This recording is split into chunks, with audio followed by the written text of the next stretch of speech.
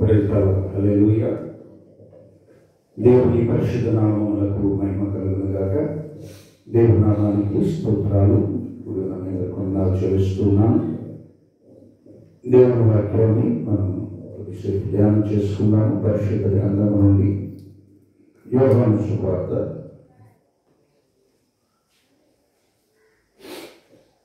13వ అధ్యాయము. యోహాను సువార్త 13వ అధ్యాయము 34వ వచనాన్ని చదువుదాం. మీరు ఒకరినొకరు ప్రేమింపవలెనని మీకు క్రొత్త ఆజ్ఞ ఇస్తున్నాను. నేను మిమ్మును ప్రేమించినట్టే మీరు ఒకరినొకరు ప్రేమింపవలెను. అలాగే లూకా సువార్త 22వ అధ్యాయము, లూకా సువార్త 22వ అధ్యాయము 20వ వచనాన్ని చదువుతాం. ఆ ప్రకారమే భోజనమైన తరువాత ఆయన గిన్నె పట్టుకొని, ఈ గిన్నె మీ కొరకు చిందింపబడుచు ఉన్న నా రక్తము వలనైన క్రొత్త నిబంధన. అలాగే ఎబ్రీ పత్రిక 8వ అధ్యాయము, ఎబ్రీ పత్రిక 8వ అధ్యాయము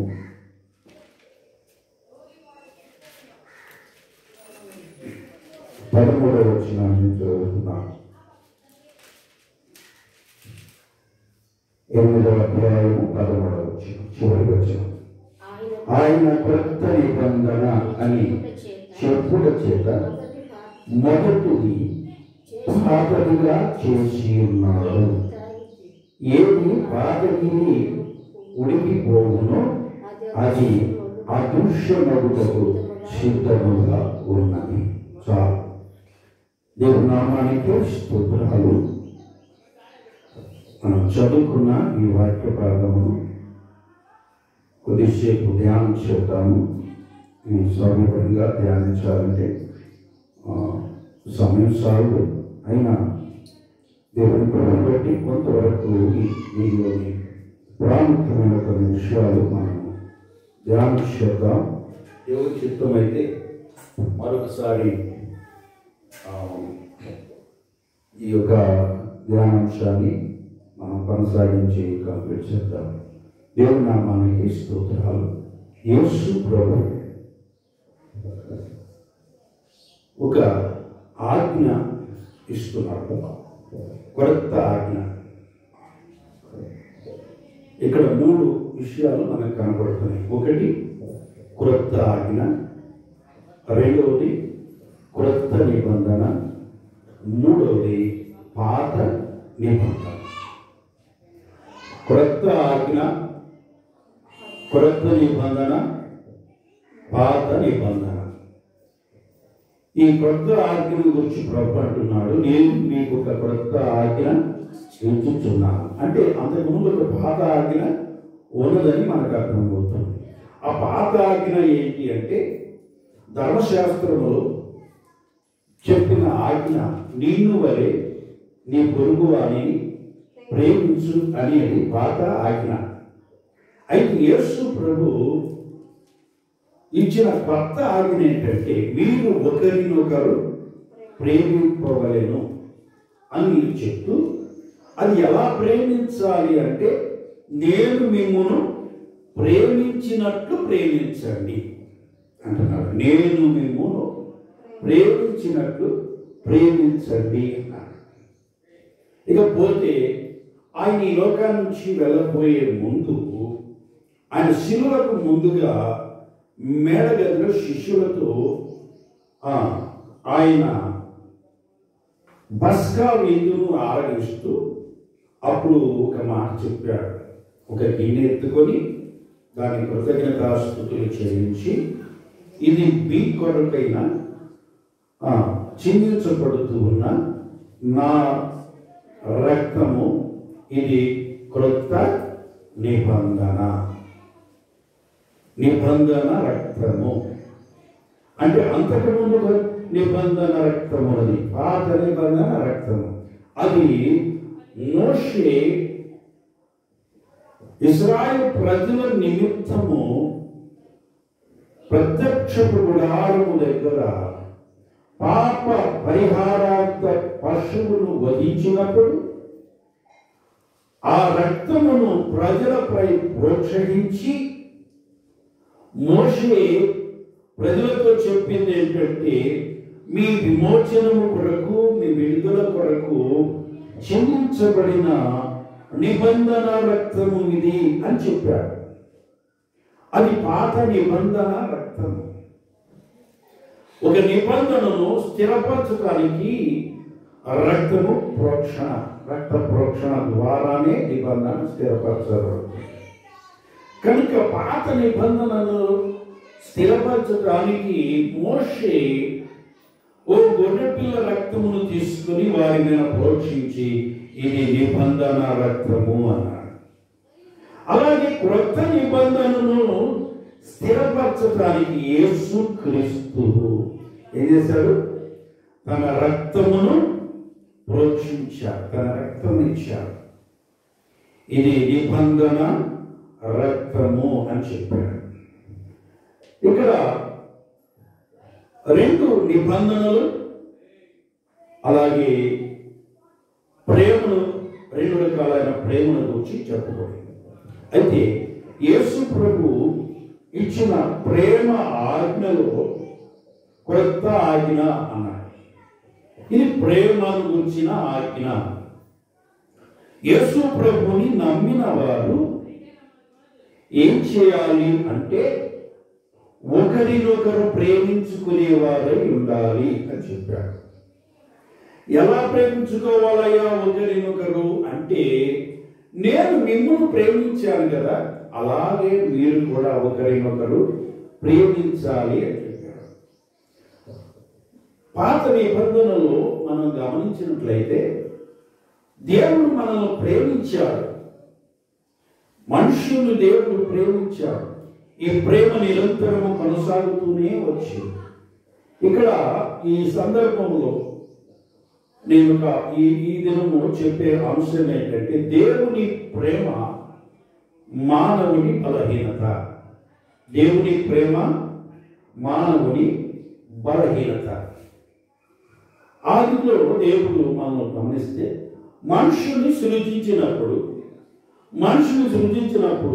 దేవుడు మాట్లాడుతున్న ఒక అంశాన్ని మనం ఈ దినము చూద్దాం. దేవుడు అంటున్నాడు, ఈ సృష్టిని చేసినప్పుడు ఈ సృష్టిలో నేను ఒక శ్రేష్టమైన వ్యక్తిగా సృజించాను. దేవునికి స్తోత్రం.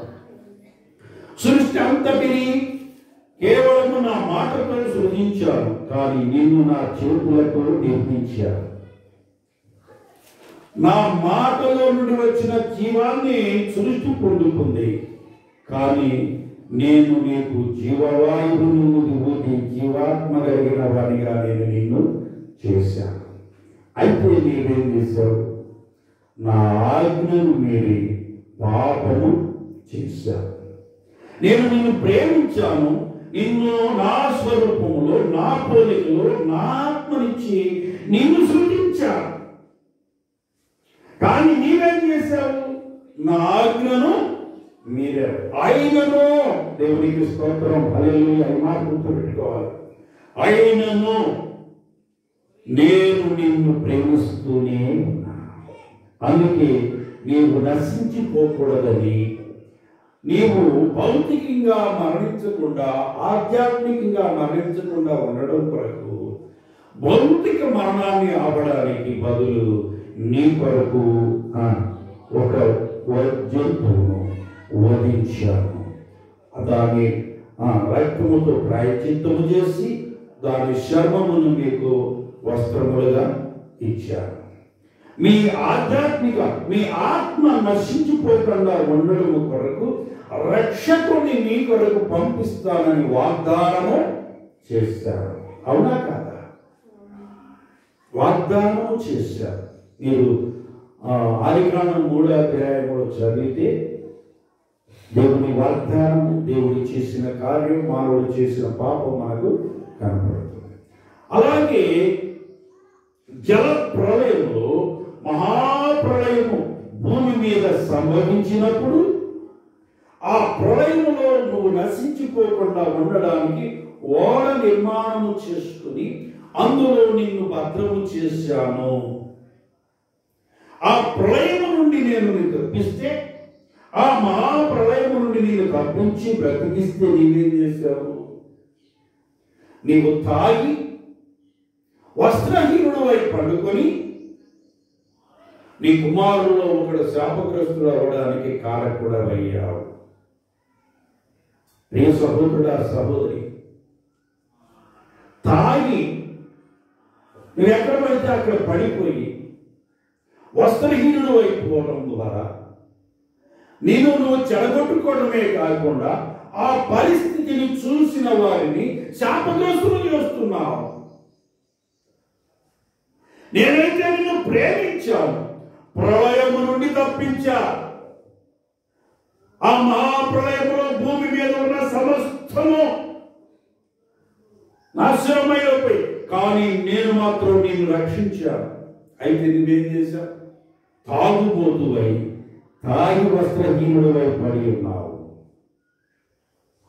అయినా నేను నిన్ను ప్రేమిస్తూనే ఉన్నాను. దేవునికి స్తోత్రం. ప్రేమించి నీతో నేను నిబంధన చేశాను. ఏంటో తెలుసా? ఇక ఎన్నడూ భూమిని నాశనము చేయుటకు భూమి మీదకు నీరు రాదు అని. దేవునికి స్తోత్రం. ఇంకా దేవుడు అంటున్నాడు, నేను నిన్ను ప్రేమించి నీ జన్మలో నుండి ప్రత్యేకించి నిన్ను ఒక ప్రత్యేక జనంగా చేద్దాం అనుకున్నాను. ఒక ప్రత్యేక జనముగా నేను నియమించాలి, నిర్ణయించాలని, ఆ జనం ద్వారా లోకానికి రక్షణ తీసుకురావాలని నేను నిన్ను ఏర్పరచుకున్నాను. కానీ నీవేం చేశావు? నీ భార్య మాట విని నా మాట పక్కన పెట్టి నీ భార్య మాట విని నీవు చేయరాని పని అన్యురాలను పెళ్లి చేసుకొని ఆమె ద్వారా నువ్వు కుమారుని కని లోకానికి వ్యతిరేకమైన జనాంగాన్ని తయారు చేశావు. నేను నిన్ను ఆశీర్వదింపబడిన జనాంగము, నిబంధనకు గుర్తుగా ఉండే జనాంగమును, లోకానికి రక్షణ ఇచ్చే జనాంగాన్ని నీ నుండి తీసుకురావాలని నేను నిన్ను ఏర్పరచుకుంటే లోకానికి విరోధమైన జనాంగాన్ని నువ్వు కన్నావు.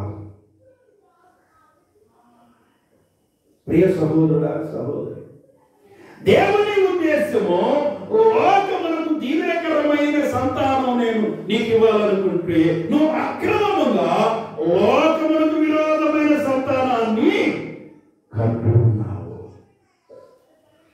అయినా నేను నిన్ను ప్రేమించాను. లోకానికి రక్షకుడినిచ్చే ఆ రక్షకుడికి మార్గదర్శిగా నీకు నేను మరలా సంతానాన్ని ఇచ్చాను.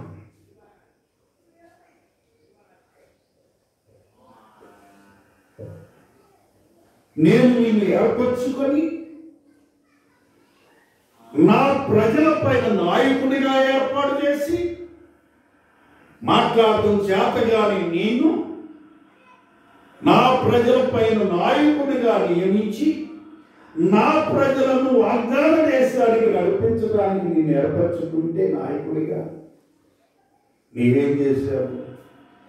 నన్ను మహిమపరచకుండా నా నామము దూషణ పాలయ్యేలాగా నీవు చేశావు. అయినా నేను నిన్ను ప్రేమించాను. దేవునికి స్తోత్రం. నేను ప్రేమించి నా ప్రజలతో నేను చెప్పింది ఏంటంటే నీ ద్వారా నీ వంటి ప్రవక్తను నా ప్రజల రక్షణార్థం పంపిస్తానని వాగ్దానము చేశాను. నీ ప్రార్థన నేను ఆలకించాను. నీ ప్రార్థనను ఆలకించి నీవు అడిగినట్లుగా ప్రజలను నడిపించడానికి నాయకుడిని నేను ఏర్పాటు చేశాను. దేవునికి స్తోత్రం. మోషేతో మాట్లాడుతున్నాడు దేవుడు ఈ మాటలు. అలాగే యెహోషువతో దేవుడు మాట్లాడుతున్నాడు. నీవు ఒక దాసునిగా పరిచారకుడిగా నీవు ఉండగా నేను నిన్ను ప్రేమించి నా ప్రజలను వాగ్దాన దేశములకు తీసుకొని వెళ్ళి వారికి వాగ్దాన దేశమును స్వతంత్రించేలాగా చెయ్యడం కొరకు నేను నిన్ను ఏర్పరచుకుంటే నీవేం చేశావు? ఎవరి దేశమునైతే నేను నా ప్రజలకు స్వాస్థ్యంగా ఇవ్వాలనుకున్నానో, ఎవరినైతే అక్కడ లేకుండా నిర్మూలన చేసి ఆ దేశాన్ని స్వాస్థ్యంగా ఇవ్వాలనుకున్నానో ఆ ప్రజలతో నీవు నిబంధన చేస్తున్నా. ఆ ప్రజలతోనే నీవు నిబంధన చేసుకున్నావు. అయినా నేను నిన్ను ప్రేమిస్తూనే ఉన్నా. అయినా నేను ప్రేమించాను. నా ప్రజలకు రక్షకుడిని, నా ప్రజలకు నేను వాగ్దానం చేసిన వాగ్దాన దేశము నా దాసుడైన దావీదు ద్వారా నేను వారికి అనుగ్రహించాను. ఎక్కడో ఆ కొండల్లో గుట్టల్లో తిరుగుతూ నాలుగు గొర్రెలు రాసుకుంటున్న నిన్ను నేను ప్రేమించి తీసుకొని వచ్చి నా ప్రజలపై రాజుగా నియమించాను. ఏం చేశాను? నాలుగు గొర్రెలు కాసుకుంటూ ఎవరికి పట్టని వాడిగా, ఎవరికి గుర్తింపు లేని వాడిగా ఉన్న నిన్ను నేను తీసుకొని వచ్చి నా ప్రజలపై రాజుగా నియమించాను. అయితే నీవేం చేశావు? నా ప్రజలను పరిపాలించుతూ నా ప్రజలపై అధికారివై ఉండి నా ప్రజలతో నువ్వు వ్యభిచరించావు. నా ప్రజలను నరహత్య చేశావు. అయినా నేను ప్రేమించాను. అయినా నేను ప్రేమిస్తున్నాను. అందుకే పడుతున్నాను, నేను మిమ్మును ప్రేమించినట్లు మీరు ఒకరినొకరు ప్రేమించండి. హల్లెలూయా. ఇంత జరుగుతున్నా ఆయన ప్రేమిస్తూనే ఉన్నాడు. అయినా నేను నిన్ను ప్రేమించాను. నీకు నేను శాశ్వతమైన కృపను ఇచ్చాను. నీ సంతానం నుండి లోక రక్షకుడిని తీసుకొని వచ్చాను.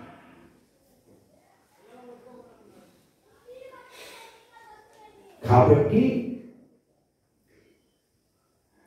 నేను ప్రేమిస్తూ ఉన్నాను, నా ప్రేమని వెల్లడిపరుస్తూ ఉన్నాను. కానీ మీరేం చేస్తున్నారు? నన్ను ప్రేమించటల్లా, నన్ను మహిమపరచట్లా, నన్ను అనుసరించట్లా. నన్ను అనుసరించట్లా ఏం చేస్తున్నారు? అబ్రహాము వలెనో, యాకోబు వలెనో, ఇస్సాకు వలెనో, దావీదు వలెనో, మోషే వలెనో, ప్రభువా మేము మోషేలాగా ఉండాలి, యాకోబులాగా ఉండాలి, దావీదులాగా ఉండాలి, అబ్రహాములాగా ఉండాలి, ఇస్సాకులాగా ఉండాలనుకుంటున్నారు. కానీ ప్రభువా నేను నీకులా ఉండాలని మీరు అనుకోలేదు. అందుకని నేనేం చేశానంటే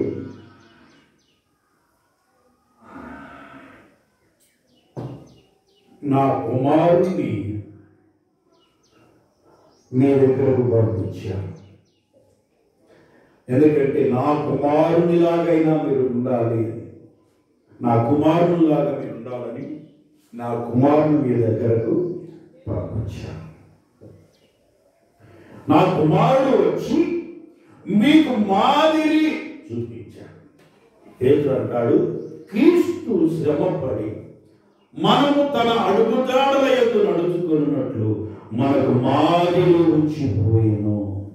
ప్రభువు అంటున్నాడు, మీ కొరకు నేను శ్రమపడి రక్తము కాచి అవమానపరచబడి ప్రాణము పెట్టి శ్రమలు అనుభవించి మిమ్మల్ని రక్షించి మీరు నడుచుకోవడానికి, మీరు ప్రేమించడానికి, నన్ను అనుసరించడానికి నేను మాదిరి ఉంచిపోయాను. మాదిరి ఉంచిపోయాను. ఆయన మీరేం చేస్తున్నారు? ఇంకాను నా మాదిరిని అనుసరించటం లేదు, నా అడుగుజాడలో నడవటం లేదు. మీరు ఎక్కడికి వెళ్తున్నారు? మళ్ళా తిరిగి బలహీనులైన వారిని వెంబడించి బలహీనులైపోతున్నారని నేనే వచ్చి మీకు మాదిరి ఉంటే నన్ను వదిలేసి మీరు మరలా ఎక్కడికి వెళ్తున్నారు? మరలా యెహోషువలాగా ఉండాలి, మరలా నేను దానియేలులాగా ఉండాలి, మరలా నేను దావీదులాగా ఉండాలి, మోషే లాంటి వాడు కావాలి, యెహోషువ లాంటి వాడు కావాలి అని మరలా బలహీనుల దగ్గరకే వెళుతున్నాను. అందుకే నా దాసుని ద్వారా మిమ్మల్ని హెచ్చరించాను. ఎబ్రీ పత్రిక 12వ అధ్యాయంలో ఇంత గొప్ప సాక్షి సమూహము మేఘము వలె ఆవరించి నన్ను ప్రతి వారమును సులువుగా చిక్కులు పెట్టు ప్రతి పాపమును విడిచిపెట్టి విశ్వాసమునకు కర్తయు దాన్ని కొనసాగించువాడని యేసు వైపు చూస్తూ నడవమని నేను మా దాసుని ద్వారా చెప్పాను. మీరు క్రీస్తుతో కూడా లేపబడిన వారైతే పైన వాటిని చూడండి. భూ సంబంధమైన వాటి మీద మనసు పెట్టవద్దు, భూ సంబంధమైన వ్యక్తులపై మనసు పెట్టవద్దు. పైన నేను ఎక్కడ ఉన్నాను తండ్రి కుడిపార్చమని చూడమని చెప్తే మీరు భూ సంబంధమైన వ్యక్తులనే చూస్తూ ఉన్నారు, బలహీనమైన వ్యక్తులనే చూస్తున్నారు, వారిలాగే ఉండాలనుకుంటున్నారు, వారి లాంటి వాళ్ళే కావాలనుకుంటున్నారు. కానీ నేనేం చెప్తున్నానంటే నా దాసుని ద్వారా సత్యము చెప్పుతూ ప్రేమ చూపిస్తూ సత్యము చెప్పుతూ క్రీస్తు వలే ఉండాలని నా దాసుని ద్వారా నేను చెప్తూ ఉన్నాను. కానీ మీరేం చేస్తున్నారు? మీరు మాత్రము బలహీనమైన మనుషుల్ని గురిగా పెట్టుకొని నడుస్తూ బలహీనులైపోతున్నారు. మీకు లోకములో శ్రమ కలుగునైనను భయపడకుడి, నేను లోకాన్ని జయించానని ఉన్నాను. లోకమును జయించిన వాడిని, పాపమును జయించిన వాడిని, శరీరమును జయించిన వాడిని, మరణమును జయించిన వాడిని, సమాధిని జయించిన వాడిని, పాపమును జయించిన వాడిని, రోగమును జయించిన వాడిని, సమస్తమును జయించిన వాడిని నేను మీకు మాదిరిగా ఉంటే నన్ను వదిలిపెట్టేసి మీరెవరిని అనుసరిస్తున్నారు? లోకంలో పడిపోయిన వాడిని, పాపంలో పడిపోయిన వాడిని, భార్య మాట చెడిపోయిన వాడిని, తాగినోడిని, కందలాడాడు, తనను తాను దేవుడు మహిమపరచుకున్న తనను తాను మహిమపరచుకున్న వాడిని, శత్రువు ఎవరి స్వాస్థ్యాలు నువ్వు పొందాలో వారితోనే సంధి చేసుకున్న వాడితో ఇలాగా వ్యభిచారం చేసిన వాడితో, నరహత్య చేసిన వాడితో వీళ్ళతో పోల్చుకుంటున్నావే. కానీ సమస్తమును జయించి నా యందు పాపమున్నదని ఎవడు నిరూపించగలడని సవాల్ చేసి పాపం రహితులుగా జీవించిన నన్ను వెంబడించడానికి మాత్రం మీరు రావట్లేదు. ఈరోజు ప్రభు మనతో మాట్లాడుతున్నాడు. ప్రియ సహోదరుడా, సహోదరి, ఎవరిని అనుసరిస్తున్నావు? ఎవరు నీకు మాదిరి? ఎవరిని నువ్వు వెంబడించాలి? మోషేనా, దావీదునా, ఆదామునా, నోవాహునా, యెహోషువనా? ఎవరిని నువ్వు వెంబడించాలి? ఎవరిని వెంబడించాలి? నువ్వు వెంబడించవలసింది క్రీస్తుని వెంబడించాలి.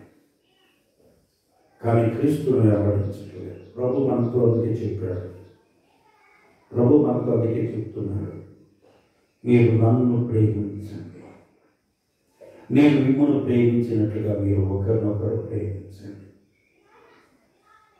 పాత నిబంధన అది అయిపోయింది, అది కొట్టివేయబడింది. అది అందుకే పాత నిబంధన ఏమైపోయిందంటే అది నశించిపోయేది అయిపోయింది, కుషించిపోయేది అయిపోయింది. ఇప్పుడు క్రొత్త నిబంధనలు నేనిచ్చిన క్రొత్త ఆజ్ఞను మీరు పాటించండి. ఆ ఆజ్ఞ ఒకటే, అదేంటంటే నేను మిమ్మును ప్రేమించినట్లు మీరు ఒకరినొకరు ప్రేమించండి. లోకంలో నేను ఆది కాలం నుండి నేను వరుస అందరిని ప్రేమించుకుంటూ వచ్చాను, కానీ వారు ఎలాంటి వారో మీకు తెలుసు. అలాగైనా నేను ప్రేమించాను. అలాగే మీరు కూడా లోకంలో బలహీనులైన వారిని, వ్యభిచారులైన వారిని, తాగుబోతులైన వారిని, మాట వినని వారిని, చెడిపోయిన వారిని ప్రేమించండి. నేను ప్రేమించాను కదా, మీరు ప్రేమించండి. వారి కొరకు నేను ప్రాణం పెట్టాను కదా, కనుక మీరు ప్రేమించండి అని ప్రభు మనకు ఆజ్ఞాపిస్తూ ఉన్నాడు. కాబట్టి ఆయన ప్రేమను మనం పంచుకున్న వారమై, ఆయన ప్రేమను కలిగిన వారమై, ఆ కలువరి ప్రేమలో మనం కొనసాగుతూ మన తోటి వారి ఒకరినొకరి, మన తోటి ఉన్న వారిని ఒకరినొకరు మనము ప్రేమింప బద్ధులమై ఉన్నాము. కనుక నీ తోటి సహోదరుని నీవు ప్రేమించనట్లయితే ప్రభు ఆజ్ఞ మీరిన వ్యక్తి అవుతావు. ప్రభు ఆజ్ఞ మీరిపోతావు. ఆజ్ఞాతిక్రమమే పాపము.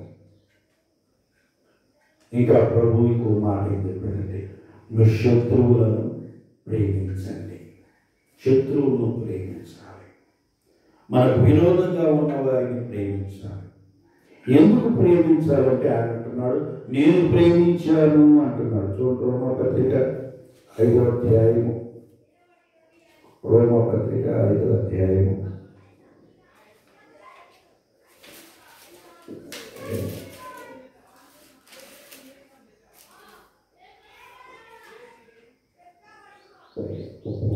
7 అయితే దేవుడు మన ఎడల తన ప్రేమను తన ప్రేమను వెల్లడిపరుచుతున్నాడు.